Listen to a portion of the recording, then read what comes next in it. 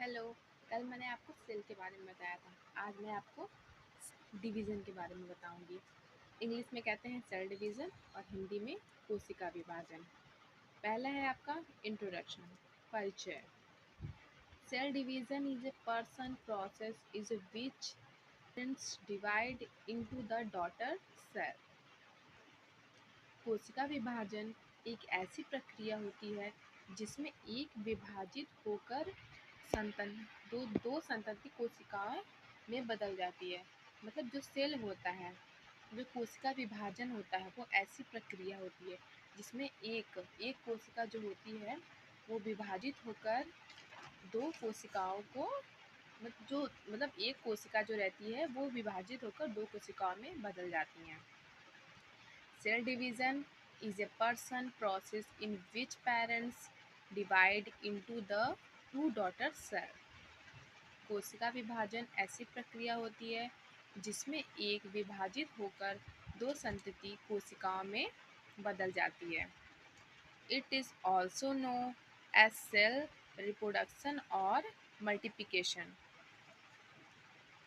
It is also known as a cell reproduction or multiplication. इसी प्रक्रिया को reproduction या मल्टीप्लिकेशन कहा जाता है। जो ये प्रक्रिया होती है उसको हम रिप्रोडक्शन या मल्टीप्लिकेशन कह सकते हैं। रिप्रोडक्शन कह सकते हैं या फिर मल्टीप्लिकेशन कह सकते हैं। For cell division 820 hours time. कोशिका विभाजन में लगभग 24 घंटे का समय लगता है। जैसे कोई पूछा कोशिका विभाजन में क्वेश्चन है, आप कोशिका विभाजन में कितना समय लगता है, तो आपका आंसर है कोशिका विभाजन में लगभग 24 घंटे का समय लगता है।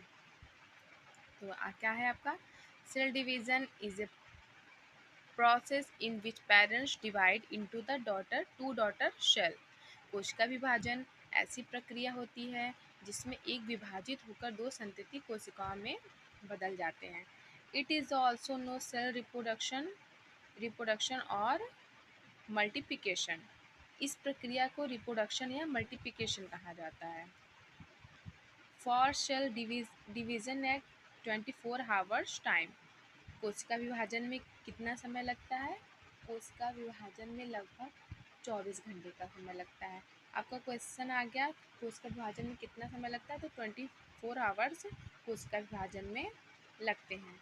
कल मैं आपको टाइप्स ऑफ सेल डिवीज़न के बारे में बताऊंगी कि सेल कितने भाग में डिवाइड होता है।